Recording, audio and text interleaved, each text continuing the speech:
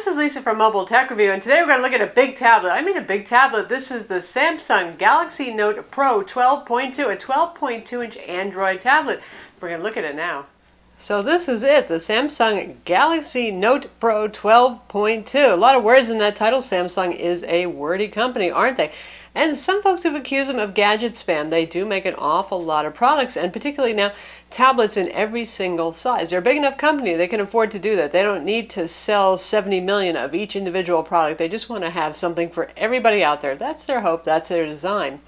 So with the previous batch of Samsung tablets that we looked at, the Galaxy Tab 3, the 7.0, the 8.0, so on, those were really kind of mid-level tablets. They didn't have real exciting specs in them. And Samsung was saving those for the Samsung Galaxy Note 8.0, whose specs are getting a little less impressive now because that product is aging now. And then the 2014 edition of the Note 10.1. Those are the real flagships with the super high resolution display, the best CPUs in them, and all that kind of thing. So Samsung now has the Pro line of tablets. There's an Pro 8.4, a 10.1, and those are Tab Pros, and then there's the Note 12.2, the one we're looking at right now. If it has Note in the name, it means it comes with the Samsung S Pen, which is a Wacom digital pen inside. This guy, 12.2-inch display, 2560 by 1600 pixel resolution. This is a super LCD, actually super clear LCD it's called, and it's remarkably thin and light. Honestly, for a tablet of this size, Samsung does know how to make things thin. Look how crazy thin that is, right? It's amazing. As you might guess, the battery is not removable. Anything this thin, usually it's going to be built in permanently. A few tablets do have removable batteries. And it's also not that heavy at 1.65 pounds. That's just a teeny bit heavier than all of the iPads until the iPad Air. And when you consider the fact that this is a 12.2-inch device, that's pretty, well, darn impressive. The back here we have Samsung's faux leather. It's actually plastic textured to look like leather. Should we call it pleather? I don't know. Obviously, this is the black version. It's also available in white. It feels nice. It's pretty grippy. It kind of sort of looks like leather. People complain about the faux stitching around the edges. Yeah, whatever. I don't know. I don't think it's that tacky. But anyway, it's certainly very nice looking and nice rigid tablet too. Taking a look around, here's our IR blaster right there, microphone up top. So yes, you can use this to control your home theater AV gear, just like a lot of other Samsung tablets and phones. Volume controls up here, your power button. Headphone jack right there. Speaker grill, got stereo speakers, enough room for good separation, and actually the sound on this is quite good. We'll play that for you so you can hear it. Nothing on the bottom. Nope, nothing. Instead, we have our USB port. It's the USB 3.0 port right over here. It comes with a USB 3.0 cable and a 5.2 volt 2 amp charger. So that's a little bit over the usual 5 volt, but anyway, you can also use USB 2.0 cables with that, not a problem. Micro SD card slot, compatible with SDXC cards. In fact, we have a 64 gig card formatted in the exFAT file system in it. Other speaker right here, and here's our S Pen, which again is a Wacom digital pen, just like with other Note products. And it's kind of skinny. It can give you a hand cramp. That's the only thing I don't like about this. It's nice that they made it small enough so it can actually live in here, but that's the drawback. And I've tried this with some other Wacom pens, like the one for Surface Pro 2, for example, and just some general ones I have, and they work, but there's a little bit of pen tip offset for the location, so that's not quite ideal if you're doing artwork. You can probably get by if you're just writing them. And here we have it with its little friend, the Samsung Galaxy Note 3 smartphone. Obviously, it finally looks teeny, this phablet here with a very large display. Interesting that. Also interesting, the full retail price for this phone is around the same price as for this tablet, $750 in the United States from most carriers.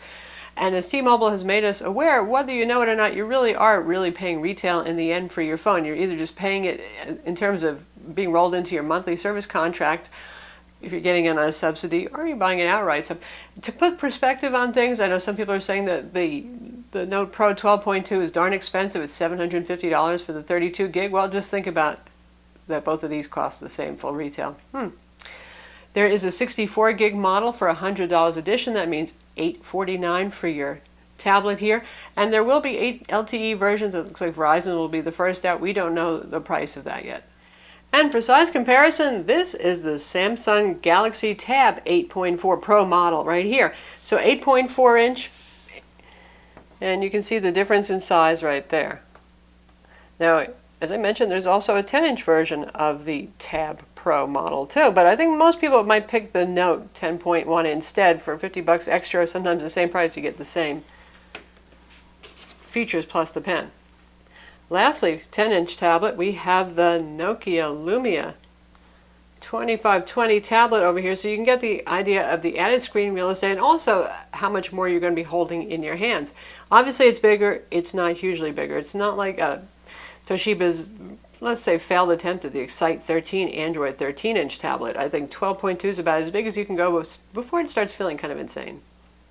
So what are the specs for this guy? Inside we have Samsung's own Exynos 5 Octa CPU. That's the 5420. That is, it's Octa because it's sort of like 8 cores, but it does it like the Tegra. It has 4 main cores, 1.9 gigahertz that do the main heavy-duty computing stuff, and lower power 1.3 gigahertz set of quad cores also, so that's 2 sets of quad cores right there. It's been used in other Samsung products recently. We're no stranger to that. 3 gigs of RAM inside, and as I said, 32 or 64 gigs of storage, plus you got the micro SD card slot. Good news is you can actually use USB peripherals with this tablet as well. We have a USB on-the-go host adapter right here, generic, came from Amazon, and we have a 32 gig flash drive. We will plug the flash drive into our little dongle adapter and then plug the dongle adapter into the USB port, and we will have access to our storage. So here we've got our My Files file manager open. Tap on the USB drive and we can see everything that's in there. If we want to play a song from an album, no problem, we can do that.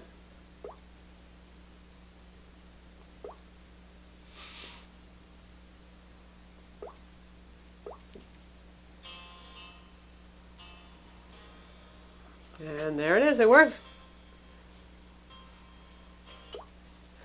What else works? Keyboards, mice, game controllers. I tried the Xbox wired PC controller, though it did not work, but the PlayStation compatible one did, made by Logitech. So stranger to see one brand work and one not work.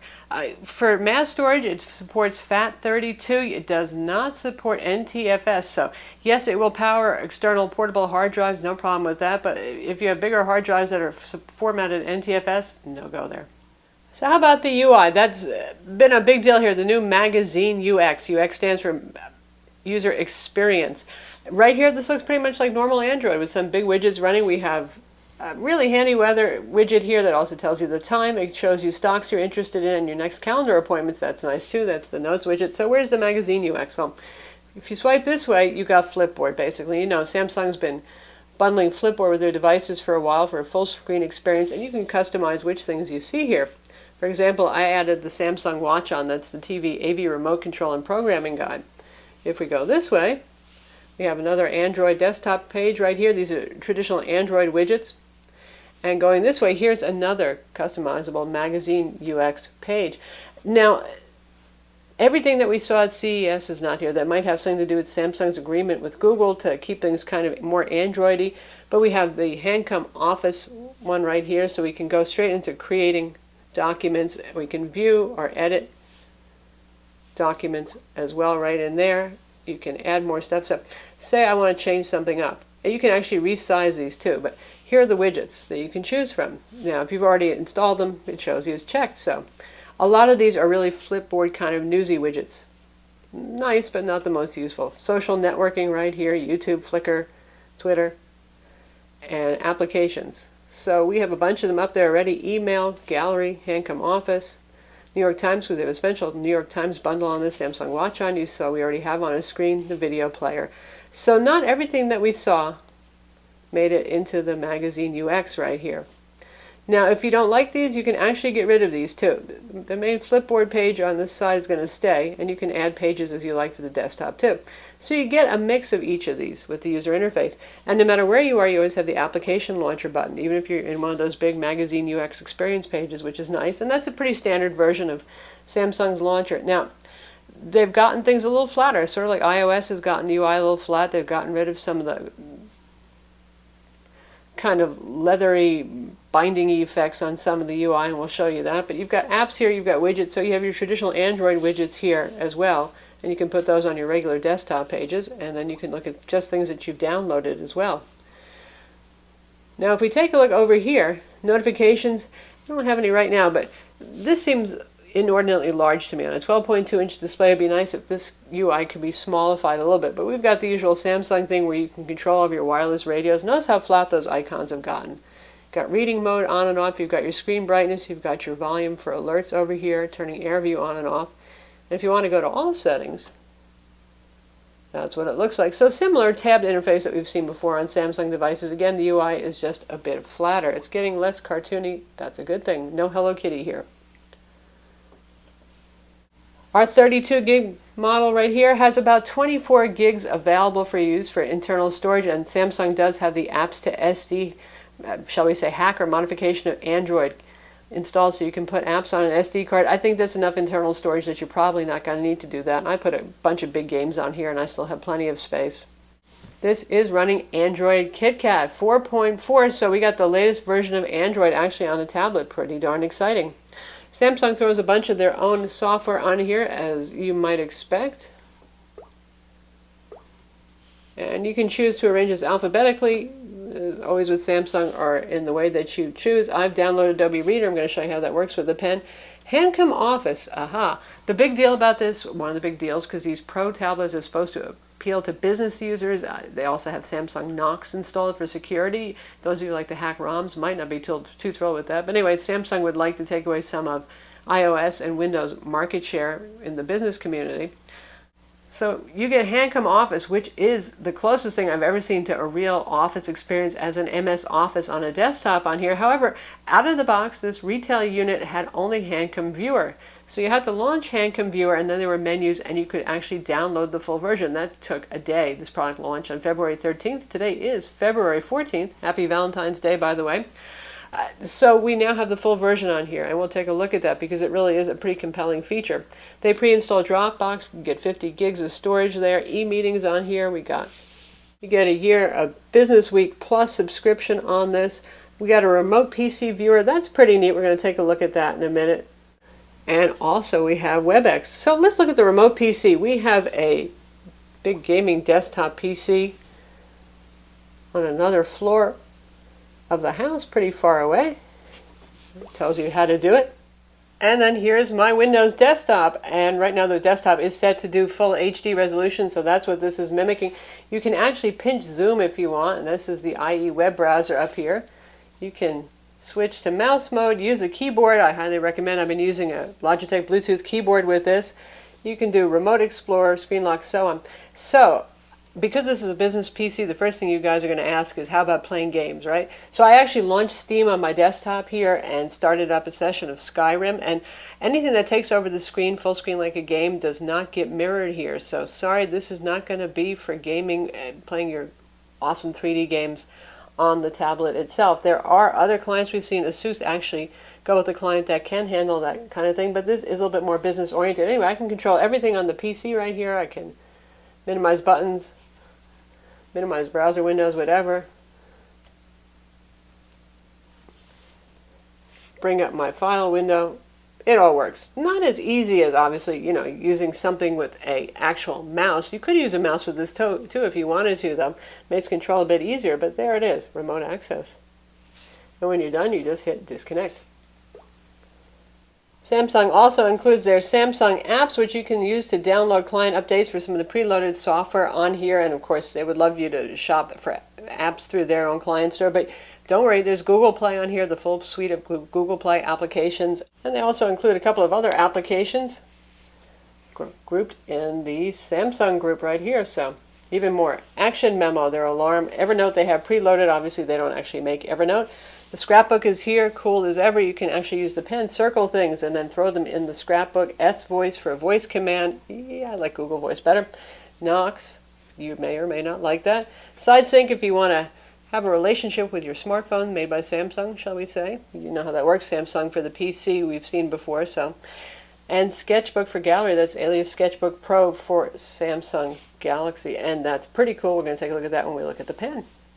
So how about performance? Again, we've seen the Exynos 5 used in a couple of other Samsung products, and Note 3, some versions of the 2014 edition of the Samsung Galaxy Note 10.1, and it doesn't quite perform as well as the Snapdragon 800 overall. Now, if you get the LTE version, you will get the Snapdragon 800 for those of you who are really, really looking for the absolute mega oomph. I can tell you in everyday use, you probably won't feel the difference. These are both going to play demanding 3D games really well, stream video, that kind of thing. The only thing that I've noticed is that this really has trouble playing 4K video. The built-in video players won't even play it, so I downloaded BS Player to play it, and you can see some frame drops and occasional audio skipping. It can play native resolution 2560, say by 1440 video just fine. It's just when you go up to full 4K. Other than that, I haven't found a practical reason to really care. But some of you will anyway, because you want the best of the best of the fastest. Quadrant, the score is 15,337.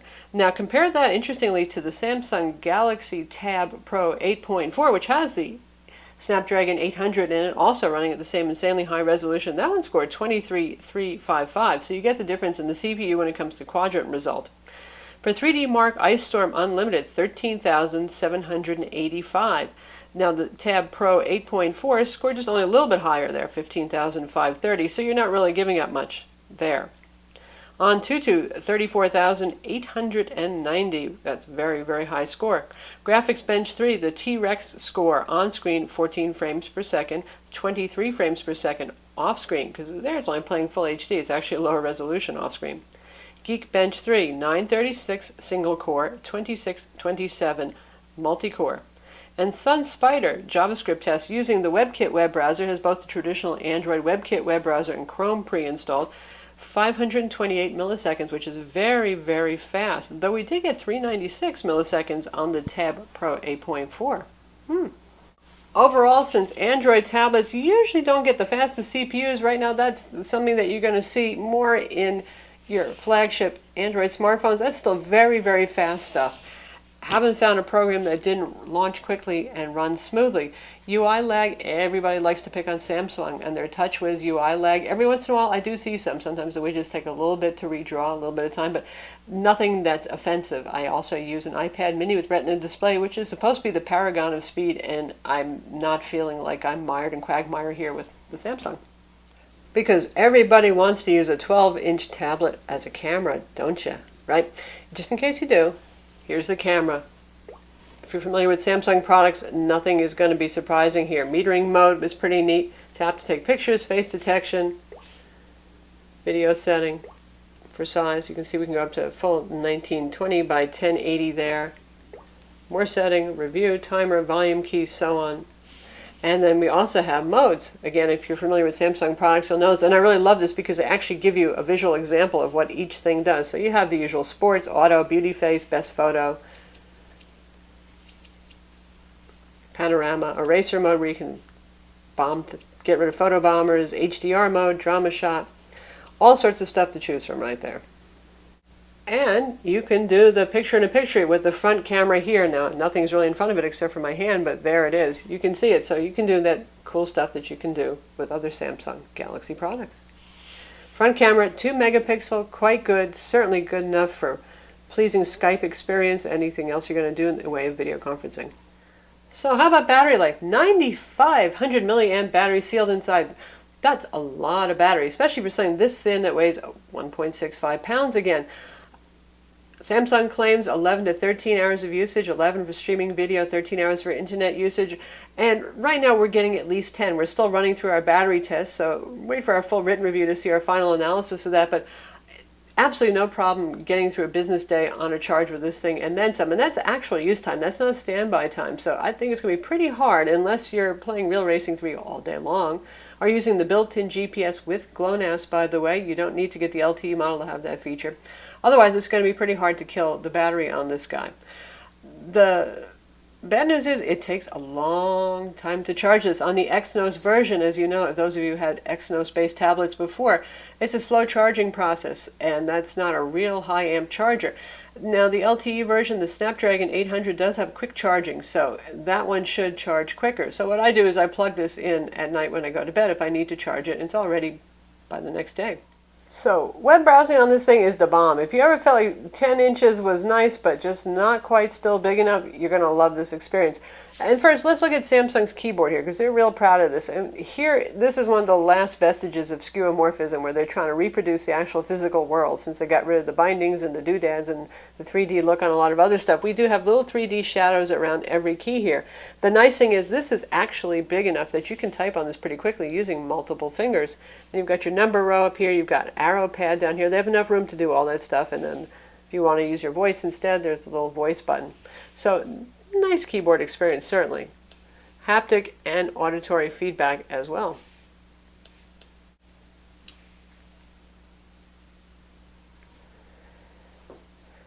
And right now we're just using the Android WebKit web browser. You can use Chrome, you can download Firefox, both browser, whatever you want. That's one of the nice things about Android. Lots of browsers to choose from. Very easy to read. No squinting at the text, no real need to pinch zoom, but you certainly can if you want, and it's going to be very quick. And this display is just lovely. Really nice color balance and separation. There's 3 different color profiles you can choose under settings, but very pleasing colors. It's a pretty nice color gamut on there. Very bright display. And it's super sharp. If you're doing something like reading magazines, be it Zinio or Google Play magazines, the things you can see on here that you normally wouldn't see on, say, just even a full HD tablet or one of the older 1280 by 800 tablets, it's just really nice. So we'll test out the speakers, which are actually quite good on this. We'll look at the video review of the LG G-Pad 8.3. You could just use a YouTube application, obviously, to do this too.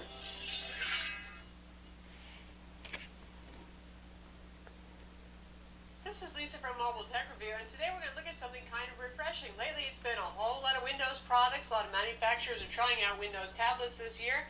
Of course, phones, but now we've got an Android tablet here. Finally, the LG G. Looks good, sounds good, looks better through the YouTube player. And we're going to try that out now. So now we're in the YouTube applications. You can see here, looking at the Dell Venue 11 Pro. This is Lisa from Mobile Tech Review. A lot nicer, a lot sharper. Look at the Dell Venue 11 Pro. This is a Windows 8 really tablet. It's available nice. with Intel Atom. That's what we're looking at, or Intel Core i3 and i5C. So there is a benefit to living large. Really enjoyable experience for videos and for web browsing here. Now how about for gaming? Let's see how it performs with a current demanding 3D game. So we're going to test out Real Racing 3 here, and it may become a big tablet, but it's not that heavy, so even though it's accelerometer based, it's not too punishing to play. Looks really nice.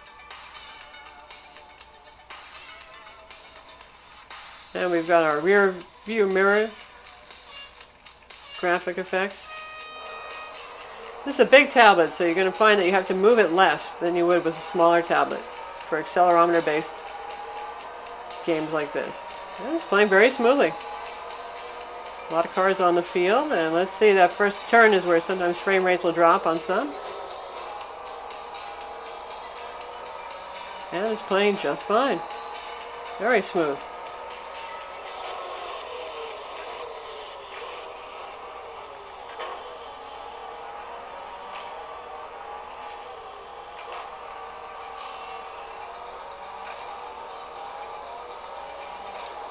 A little cheating on the curves. Pretty good lighting effects on this. It's playing just fine. Certainly it's one of the more powerful tablets on the market, so. There it is, Real Racing 3 on the Samsung Galaxy Note Pro 12.2. Like, make an instant memo, scrapbook something, do a screen capture and write on the screen so you can capture any screen you want, annotate it, pen window as well. But we're going to look at Adobe Reader first, just in case you really are a business-minded person. So we're actually looking at the user manual for this product, and you saw the toolbar was up there. I actually used the highlighter here. So you want to highlight a section, you can highlight a section, no problem. You want to write, say you want to do a digital signature, you can sign, you can choose the thickness and the weight of this. Also, you can annotate to your heart's content. So for those of you who need to mark up PDFs, you're going to like this. Next, we'll take a look at S Note. Again, those of you who are familiar with Galaxy Note products will know what this is. We're going to start out with the pen.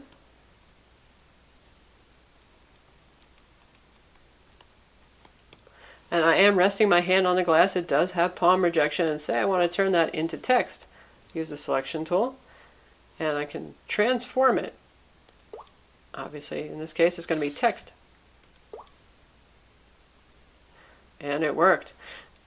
So let's try a formula next.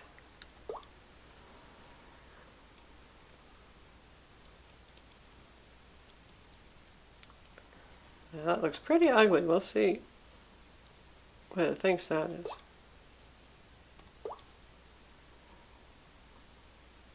And that's actually what I meant right there, the sigma. So good times there is working with formulas as well.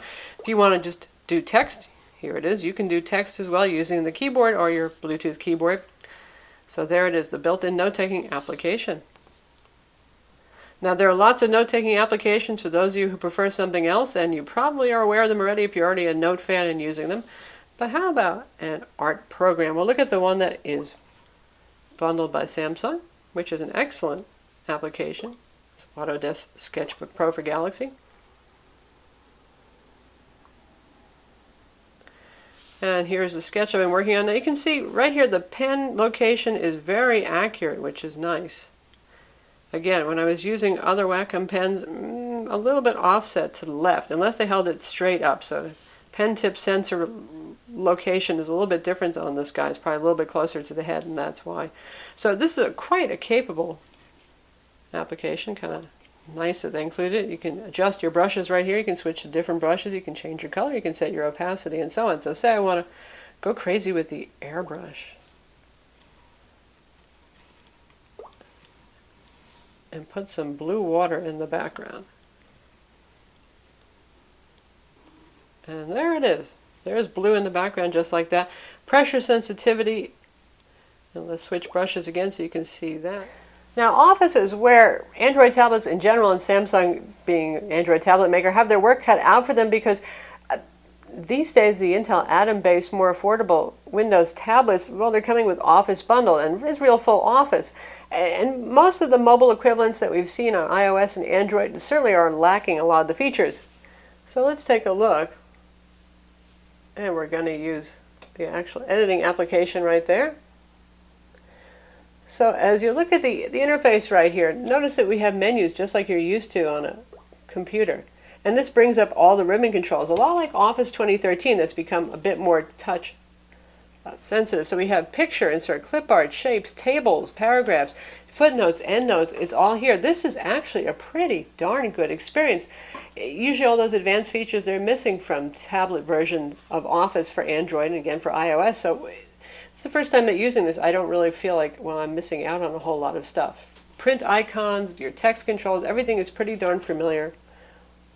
Formatting controls, indentations, multi-level lists, bullets, numbering, page break insertion, all of that kind of thing. And you also get Excel and Word compatible too. We'll take a look at those. H-Cell, Handcom Cell is the Excel one. So let's just create a new document right here.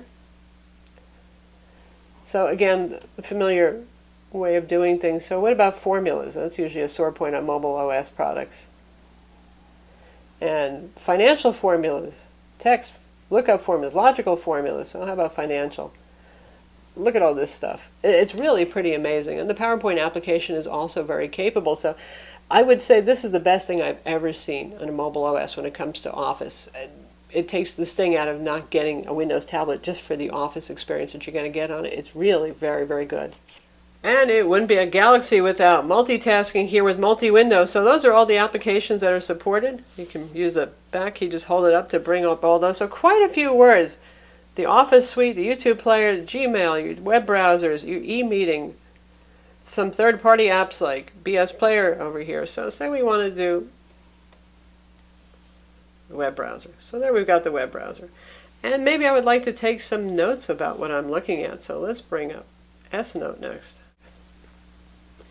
So I bring that in here. And I say, hey, you know what? The problem is that I'm left-handed, so I need to have the writing window on the other side. Of course, you can resize these too, if you want to. But if you press and hold over here, you can do handy things like swap content, paste content back and forth. In this case, I just want to swap the windows. So I just choose the swap before it goes away. and I can swap sides. And I can even split this further and add another application in here to get 3 going at once. So with a screen this big, this actually starts to become somewhat more practical. It's got variable resize here, so it's pretty darn handy. And of course you've got things like the floating translucent video player. You can toss these guys in here as floating apps too. But there we go, a 3-way going now at the same time, so you get the idea. So again, for those of you who want to do some multitasking on this and you're looking for a little bit of that Windows-like experience, this is how the Samsung does it in Android. But wait, there's more. In our notification area here, I've set it up so that I have access to my AV remote control. I can switch between the different products that I've set up for AV remote control. So you can use this as a handy-dandy TV remote right there from the notification taskbar, or you can actually launch the application too if you want to.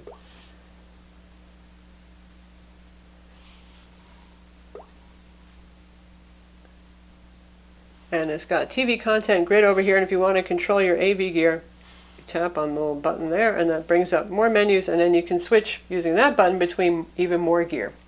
To round out the specifications on this is the Wi-Fi model, so there is no LTE, 3G, 4G kind of thing. Obviously you can use a MiFi hotspot or your mobile phone's hotspot, or wait for the LTE model, 3G/4G/LTE that is, but it does have dual band Wi-Fi, 802.11b, G, and AC as well, Bluetooth 4.0. Again, that's a front 2 megapixel camera on there.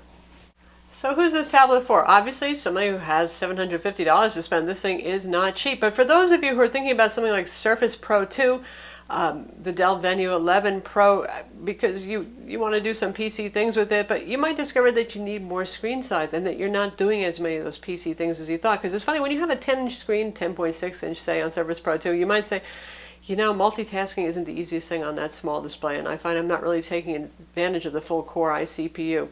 But I would love to have a higher resolution, even better screen, lots of space to work with, really amazing video playback experience. I really need Office. Well, this one has Office. Lower maintenance here. This is not Windows. Folks make a big deal about Android viruses that really are very few, and if you don't go to places that have Juarez applications to download, you should be really safe on this thing. It's light. It's lighter than anything else in this size class in the world of Windows. It comes with the pen technology built in, so there's a lot to say for this kind of thing. And obviously, if you're thinking about something like the iPad as well, it's going to be the pen, it's going to be the bigger screen size, it's going to be the customizability of Android that probably might sway you toward this, not to mention the excellent Office suite. Someday, MS Office is supposed to come to iOS, but we don't know when. So that's the Samsung Galaxy Note Pro 12.2. It's available now. Yes, it's expensive, but if you're looking for a tablet with this screen size, this incredible high resolution, and a lot of productivity and entertainment capabilities, well, it might be the tablet for you. I'm Lisa from Mobile Tech Review. Be sure to visit our website for the full review, and don't forget to subscribe to our YouTube channel.